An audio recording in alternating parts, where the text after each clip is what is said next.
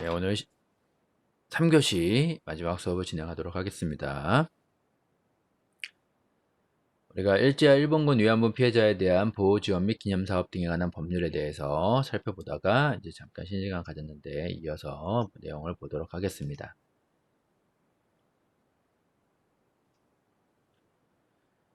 우리는 국가의 의무를 피해자 명예회복, 진상규명 등에 두고 있다라고 이야기를 했고, 또한 일본군 위안부 피해자의 권리 의무와 관련된 정책을 수립할 경우에는 일본군 위안부 피해자의 의견을 청취해야 된다. 아직까지 살아계시는 몇몇 할머니 분들이 계시잖아요. 이분들의 의견을 청취해야 된다 라는 거고, 정책의 주요 내용을 국민에게 적극 공개하여야 한다는 거예요. 또한 일본군 위안부 피해자 보호시설에 대하여 규정을 하고 있는데, 우리가 이분들이 이제 혼자서 생활하시는데 불편함이 있을 수 있다고 해서 보호시설을 설치 운영하고 있는데, 이제 최근에 이제 우리 사회에 시끄럽던 이슈가 됐던 부분이 이런 보호시설에 대한 부분이죠. 또 하나가 보호시설에 대해서 규정을 하고 있는데, 사회복지사업법에 따른 사회복지법인과 그 밖의 비영리법인은 일본군 위안부 피해자 보호시설을 설치 운영할 수 있다. 그리고 이런 보호시설에 대하여 운영 비용을 지원할 수 있다는 거예요. 사회복지법인이 이게 시민단체라고 제가 정확하게 그 단체들을 잘 모르겠는데 사회복지법인이 이제 사실은 운영을 한다라고 하면은 회계 처리나 이런 부분에 대해서 지금 우리 사회에서 이슈가 되고 있는 이런 부분들이 절대적으로 발생할 수 없는 부분입니다. 일어나면 안 되는 부분들인데 일어나고 있어서 이슈가 됐던 것들이죠.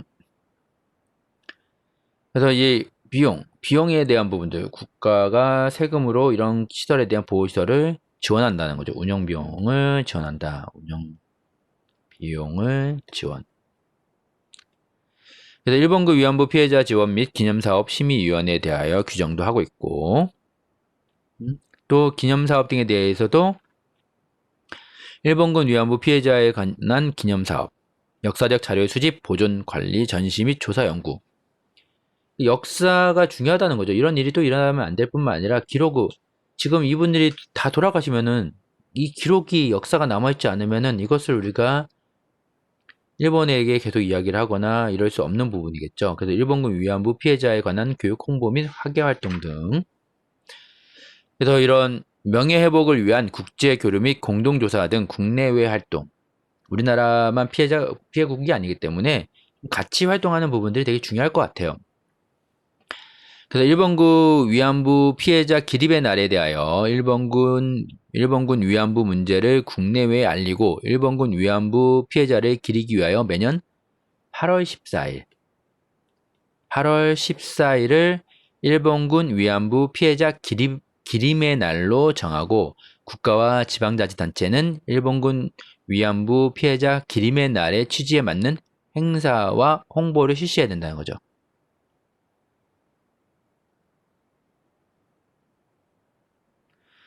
그래서 또 기념사업을 수행하는 경우에는 국유재산이나 공유재산을 무상으로 대여할 수 있다. 이렇게도 되어 있어요. 많은 지원들을 하고 있는 거죠. 이 법인에 대한 관리 감독이 더 철저히 이런 많은 지원이 될수록 사회복지는 이제 정부 보조 지원 세금이 들어가는 거잖아요. 이럴수록 관리 감독도 더 철저히 이 사회복지 법인 자체에서는 책임이 분명히 따라야 되는 부분이고 지도 점검이 정확하게 이루어져야 된다는 거죠. 뭐 이슈에서 나오는 부분들을 보다 보면은 개인적으로는 도저히 이해가 안 가는, 저도 지금 사회복지 현장에서 시설에서 근무를 하고 있지만 이해가 안 가는 부분들이 많아요. 비영리법인이고 사회복지법인이라고 하면 당연히 책임을 지는 부분이 있어야 되고 그런 활동들이 이루어져야 되는 건 당연한 거고 1년에 한 번씩 최소한 지자체에서 지도점검을 하게 되어 있고 지도점검만 제대로 받아도 이런 부분에 대해서 문제가 그렇게 심각하게 일어날 수는 없다라는 부분이죠. 그래서 우리가 뭐 소녀상에 대한 이야기들도 참 많은 그런 의견들이 있고 우리 책에서도 하나의 그 예시로 이야기를 하고 있는데, 물론 외교도 중요하지만은 일본에 대한 부분들을 우리가 확실하게 인정을 받아야 될 부분들, 사과를 받아야 될 부분들은 사과를 받는 게 맞다라고 또 보여져요. 그러다 보니까 뭐 우리가 미국이라든가 많은 이게 샌프란시스코가 위안부 소녀상을 또 공식적으로 수용도 하고, 외국에서도 우리 이렇게 한국, 중국, 필리핀 위안부 피해자를 상징하는 소녀가 서로 손잡고 손을 맞잡고 있는 이런 일들을 우리가 이야기하고 있는데, 이런 모습들을 소녀상으로 제작도 하고 있는데, 이런 것들에 대해서 우리가 좀 더 적극적으로 이야기를 해야 되지 않나라고, 활동을 해야 되지 않나라고 생각을 개인적으로도 해봅니다. 이렇게 우리가 여성과 관련된 법들 이외에 처벌이라든가 다양한 법들이 더 많이 있겠지만은, 이 정도로 우리는 여성과 관련된 사회복지법들을 살펴보고, 이제 이어서 우리 교재 13장 사회복지법과 수급권 그리고 사회복지기관에 대한 내용을 이어서 살펴보도록 하겠습니다. 사회복지급여 수급권에 대한 이야기를 하는데, 보통 사회복지법제론 책들이 보면은 이 수급권에 대한 이야기를 앞쪽에서 설명하는 경우들이 많은데, 우리의 교재는 좀 뒤에서 좀 다루고 있어요. 그래서 서비스법들을 좀 살펴보고, 그 다음에 이제 서비스법 이후에 실제로 그 서비스들을 실시하고 있는 사회복지기관, 그러니까 법인이 이제 주로 이루고 있겠지만 국가 및 법인들, 개인들이 운영하는 이런 기관, 그리고 거기를 이용하는 수급자, 또 정부의 공공정책에 대한 수급자, 이런 부분들에 대해서 뒤에서 모아서 다루고 있는 것 같아요. 사회복지사업법에 규정된 대부분의 사회복지와 연관된 법들은 다양한 계층의 사회복지 대상자들의 권리에 대하여 규정하고 있다는 거. 권리에 대해서 규정을 하고 있는데, 그것은 우리가 수급권이라고 부른다. 권리니까 수급권. 이 권리가 수급권인 거예요. 실제로 이 권리로 인해서 혜택을 받는 사람들을 우리는 수급자라고 이야기하는 거예요. 수급권하고 자는 달라요. 체제생계비 같은 경우에도 우리가 보면 전 국민이 어떻게 돼요? 수급권, 권리는 갖고 있어요. 모든 국민들이. 모든 사람들이 그 기준 이하의 소득으로 떨어질 경우에는 누구나 그 권리를 가지고 수급자가 될 수 있는 거잖아요. 하지만 실제로 대상은 우리가 수급자, 지원을 받는 대상을 우리는 수급자라고 하죠. 우리는 또 신청주의이기 때문에 신청도 해야 되지만은, 그래서 우리 수급권에 대한 부분들은 사회복지와 연관된 법들은 사회복지를 실천하기 위해서 수급권인 법적인 측면에서 청구권적 의미로 규정하고 있다는 거예요. 그러니까 신청주의라고 했으니까 신청주의. 청구를 해야 되는 거죠. 청구를 해주는 거예요. 이 권리에 대한 전달의 의무를 수행하고 있는 사회복지 기관들도 사회복지와 연관된 법들에서 규정되고 있다는 거죠. 이런 신청주의인데 우리 서비스들을 제공해야 되잖아요. 수급자잖아요. 물론 공공에 대한 부분들은 지자체나 국가가 직접 이런 것들을 전달을 하고, 전달에 대한 의미. 이게 공공이 있고 민간이 있단 말이에요. 전달 체계라는 것 자체가. 공공도 있지만 민간들을 우리는 이거 대부분 이 민간이 이 전달을 담당하고 있는 민간을 우리는 사회복지 기관이라고 이야기를 하는 거고요.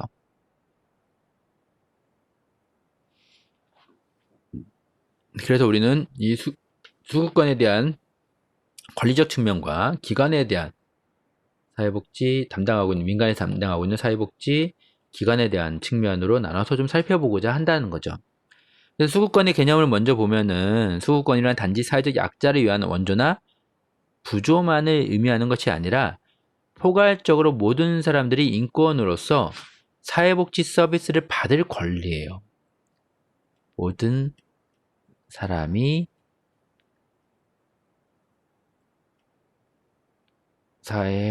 사회복지 서비스를 받을 권리. 이렇게 받을 권리를 보는 거죠. 그러니까 우리나라 헌법 제2장 국민의 권리와 의무에 기술하고 있는 것처럼 10조의 포괄적인 규정과 이하에 서술되어 있는 조항들은 적극적 의미의 권리로서 청구권에 해당될 것이라는 거죠.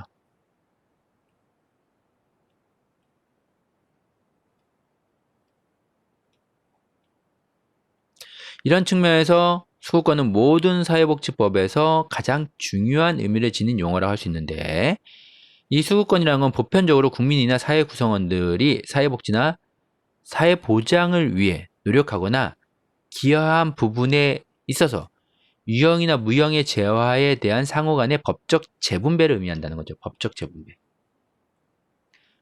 사회복지는 이 재분배가 제가 제일 중요하다고 했죠. 재분배. 결국은 세금을 걷어서 다시 나누는데, 이 공평이라는 의미가 똑같이 나누는 걸 이야기하는 건 아니죠. 세금을 많이 버는 사람들에게 많이 걷어서 필요한 곳에 나눠주는 형태를 우리가 재분배라고 하는 거예요. 사회복지를. 우리가 공동생산 공동분배라고 이야기를 하다 보면은 그거는 이제 우리가 이야기하는 이제 사회주의적으로 가는 부분이기 때문에 그런 형태는 아니고 재분배가 필요하다는 거예요. 그래서 우리가 역사적으로 이 수급권의 개념을 보면 우리 교재 306페이지 보면은 뭐 자비, 시혜 등으로 이해되었었지만은 이제는 이게 제도주의로 넘어오면서 제도적 장치로 제도적 개념으로 넘어오면서는 당연한 권리로 인식이 되는 거예요. 예전에는 시혜적 의미였다면은 이게 제도적 개념이 적용되면서부터는 권리로 넘어갔다는 건데요. 보편적 권리로. 그래서 시민법은 수구권을 청구권으로 간주하지 않았지만 시민법, 이게 사회법하고 시민법이잖아요. 시민법, 시혜적일 때는 시민법이었던 시절인 거고 권리로 넘어온 거는 이제 사회법인 거죠.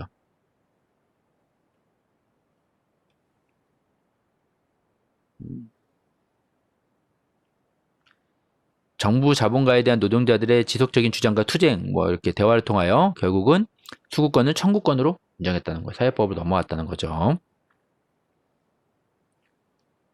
그래서 우리가 법적 권리로서 인정되고 있는 것들을 좀 특징을 보면은 첫 번째가 개인적 공권이라는 거죠. 개인적 공권.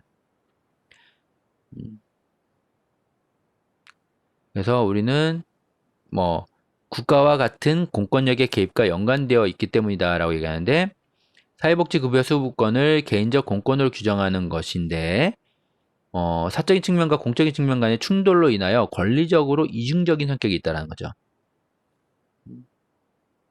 그래서 사적 측면에서 공적 측면으로 전환이 되고 있다 뭐 이런 이야기를 하고 있고요. 또 다른 한편으로는 사회복지급여 수급권을 복지국가에서 청구권의 의미로서 개인적 공권이라 할 수 있다는 거예요. 그래서 수급권은 절차적 권리로서 공법상의 쟁송 방법을 통하여 실현할 수 있는 법적 청구권인 것이다 라는 거죠. 개인이 갖는 공적인 어떤 권리라고 보는 거죠. 청구권. 우리가 청구권을 갖는다라는 거는 공적 권리잖아요. 공적 권리. 청구권을 갖는다라는 부분들. 그래서 이런 공적 권리, 청구권에 대한 이야기를 할 때 우리가 제도적 개념이라고 했잖아요. 그래서 우리가 프로그램 규정서라고 우리 이미 많이 법적 권리설 이런 이야기에 대해서 앞에서 이미 복지론 시간이나 여러분들 많이 배우셨을 거예요. 프로그램 규정설과 달리 사회적 기본권은 법적 권리다. 제도적 권리. 그래서 프로그램 규정설은 사실은 시혜적인 개념이 많은 거고 우리가 국가가 해줄 수도 있지만 그 상황에 따라서 못할 수도 있다. 이렇게 보는 부분이지만은 뭐 선언적 의미가 강했다라고 하면은 법적 권리서는 법으로 반드시 주어지는 권리잖아요. 그래서 제도적 개념인 거죠. 그래서 법적 권리서, 우리나라 같은 경우도 법적 권리서로 들어선 거고 그로 인해서 당연히 난 청구권으로서 우리가 공권이라고 우리가 이야기를 하는 거죠.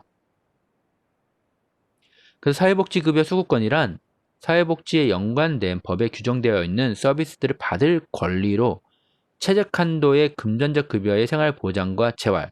하지만 이 권리라는 거는 청구권이라는 거는 최저 생활의 기준으로 맞춰져 있다는 거예요. 소득의 재분배라고 있는데 일하는 사람과 일하지 않는 사람이 똑같이 받고 최저 생활이 아닌 똑같은 생활을 한다라고 하면은 아무도 일을 하지 않기 때문에 이런 법적인 부분에서 재분배라는 거는 이 청구권에 의해서 주어지는 부분들은 최저 생활을 법에서는 기준으로 삼고 있다라는 거죠. 그래서 우리가 내용 분석으로 이어서 넘어가면은 우리 교재 309페이지 수급권 내용 분석을 보면은 클라이언트의 최저 한도의 생활 보장.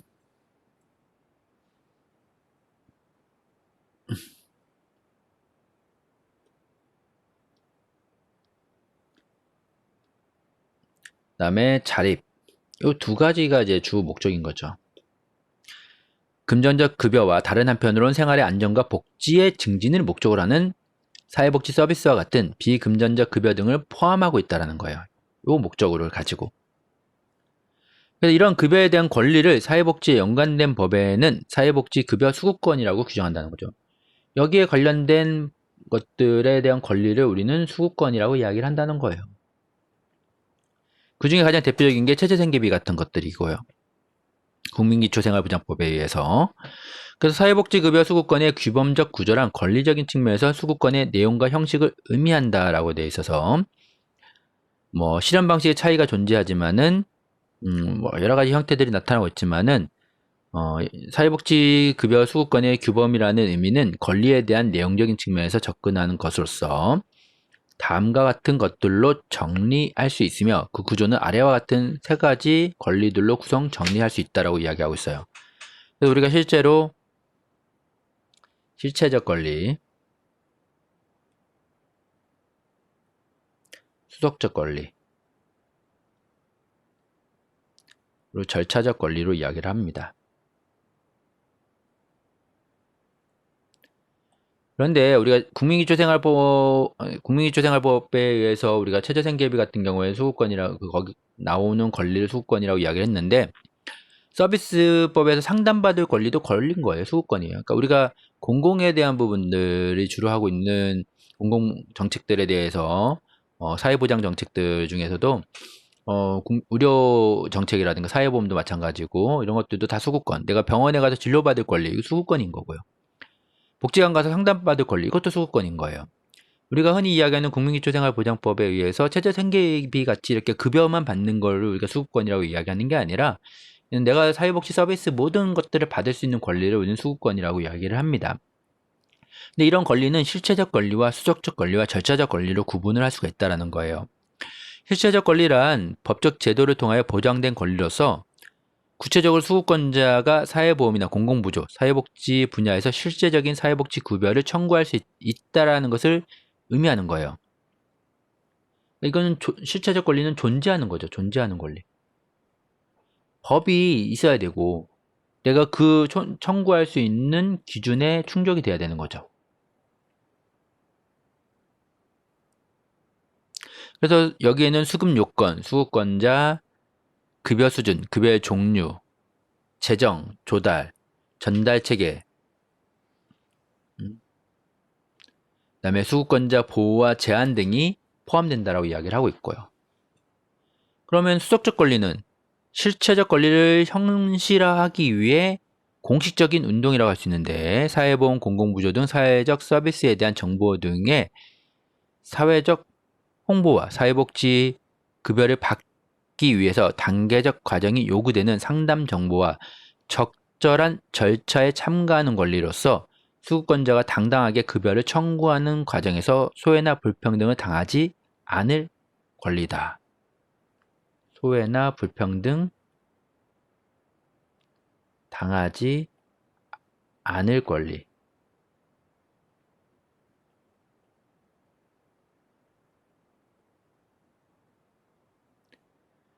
그래서 여기서는 이제 수적적 권리라는 거는 정보를 제공받고 당당하게 급여를 청구할 수 있는 그런 권리를 이야기하는 거죠. 그래서 수적적 권리로서는 우리가 상담 및 조언을 요구한다든가 그다음에 사회복지 이용 권리를 뭐 우리가 갖고 있는 부분들 정보 제공을 하고 또 신청, 급여, 뭐 조사 뭐 이런 것들을 이제 여기서 더 나아가서 이게 두 가지가 이제 수적적 권리는 우리 311페이지 보면은 수적 전 단계하고 수적 단계로 나눠서 볼 수 있는데 정보 제공 정보나 조언에 대한 부분들을 제공 요청하는 권리가 있고 그다음에 신청서를 작성할 수 있는 신청서 작성 요령 같은 거 모르면 또 그거에 대한 안내를 받을 수 있는 권리 신청서를 작성할 수 있는 권리를 갖고 있는 거예요. 이게 청구죠. 그리고 절차적 권리는 내가 절차사항에 있어서 불이익을 받으면 안 돼요. 여기서도 정보 제공이나 이런 데 있어서 소외나 불평등을 당하면 안 되지만은 절차적 권리 같은 경우에도 내가 평가를 받는 데 있어서 불평등, 차별받으면 안 된다는 거죠. 차별. 그로 인해서 나중에 이의가 있으면은 급여 쟁송권, 뭐 행정 참여권, 입법 청구권, 뭐 이런 것들 그래서 이걸 절차적 권리라고 이야기하는데, 사회복지에 있어서 이행을 구체적으로 요구하는 절차에 관계된 권리로서 입법 청구권. 그러니까 이런 법들을 만드는데 나도 참여할 수 있어야 되고, 수정하는데 필요한 부분들을 내가 참여할 수 있는 이런 증송권, 참여권, 뭐 청구권 이런 것들을 가지고 있다라는 거죠. 그래서 이와 같은 수급권을 소유한 사람이 수급권자이며 사회복지급여를 청구할 수 있는 수급권자에게 보장되는 법률상의 권리를 사회복지급여 수급권자의 권리라고 한다는 거죠. 하지만 우리가 권리만 있는 게 아니죠. 권리가 있는 반면에 우리가 지켜야 될 의무도 있다라는 거예요. 권리를 유지하기 위하여 재산의 변화나 주소 변경과 같은 사항에 대한 신고 의무의 이행, 앞의 사항에 대한 질문 등에 응할 의무 등 협조의 의무를 지켜야 한다라는 겁니다. 사회복지급여 수급권의 보호와 제한에 대한 부분들을 가지고 우리가 또 항상 고민을 해봐야 되는 부분이에요. 역사적으로 우리가 사회복지 수급권에 대한 보호와 제한, 포기에 연관된 이야기들을 많이 할 수 있는데, 수급권은 보험료라는 사회적 기여가 전제되어야 하지만 후자는 인권의 측면에서 사회적 약자에 대한 국가적 의무와 책임으로서 매우 우리가 의미를 중요시 여기고 있다는 거예요. 우리 교재 311페이지죠. 그래서 우리가 사회보험이라는 부분이 있고, 그래서 뭐 사회보장기본법, 사회복지사업법, 사회보험과 공적 부조에 연관된 법 분야를 살펴볼 수 있는데, 사회적 기여가 우리가 보험료라는 사회적 기여가 전제되지만 후자는 인권의 측면, 뭐 이런 식으로 살펴볼 수 있는데, 한번 이걸 좀 내용을 보면은 수급권의 보호가 필요하다는 거죠. 그 중에 하나가 이제 우리가 이야기하는 이제 수급자들에 대해서 예를 들면 최저생계비가 우리가 이전에서 배웠던 내용이죠. 최저생계비가 있을 때 통장에 대해 압류 금지 통장 뭐 이런 것들 보호가 필요한 부분이죠. 사회복지급여 수급권은 구빈적이고 자선의 의미로 국가 행적 행위에 대한 반사적 행위로 등장하였다고 볼 수 있다는 거예요. 그래서 현대사회에서 국가는 구성원들에게 인간적인 삶을 보장해야 할 책임과 의무를 가지고 있기 때문에 현실적으로 많은 장애 요소가 있었음에도 불구하고 공적인 권리적 이중성으로 인하여 사적인 권리와 공적인 권리의 이중성으로 인하여 수급권은 권리가 취약하며 대부분의 수급권자들에게 자신들의 행위에 대하여 떳떳하지 못한 권리라고 낙인에 대한 부분들을 좀 우려할 수 있다라는 거죠. 이제 미국 같은 경우가 특히 낙인 이론이 강한데, 그래서 당당한 권리인데도 불구하고 이제 우리가 이거를 당당하게 생각하지 못하는 경우들이 있다라는 거예요. 그래서 사회복지에 연관된 법에서 규정하고 있는 기본권으로서 사회복지급여 수급권은 최소한의 소극적 권리로서 제한적 접근보다는 능동적 권리로서 보호의 측면에서 접근해야 된다라는 거예요. 그래서 이거는 보호받아야 된다는 거죠, 당연히. 그래서 그로 인해서 양도하거나 압류할 수 없고 수급권을 보호하고 있으며, 우리 이미 앞에서 다 배웠잖아. 양도, 압류 금지. 최소한의 삶을 보장하기 위해서 주는데 이걸 가지고 또 압류를 하거나 양도를 한다면 말이 안 되잖아요. 또 공적 부조 법상에서도 수급권에 대한 보호를 위하여 뭐 여러 가지 의무자와 부양과 다른 법령에 따른 보호 등으로 인해서 급여에 우선하여 행해야지는 것을 하고, 이 법에 정한 수준에 이르지 아니하는 경우에는 급여를 받을 권리를 잃지 아니한다라고. 그러니까 급여는 특별한 경우가 아니면은 권리를 잃지 않는다는 거예요. 권리를 잃지 않는다. 물론 이게 우리가 불법이나 편법 같은 경우 권리를 잃을 수 있겠죠. 또 기초연금법 같은 경우에도, 그리고 장애인연금도 그렇고 지급된 금품이나 이를 받을 권리는 압류할 수 없다 등으로 이렇게 규정을 하고 있는 거예요.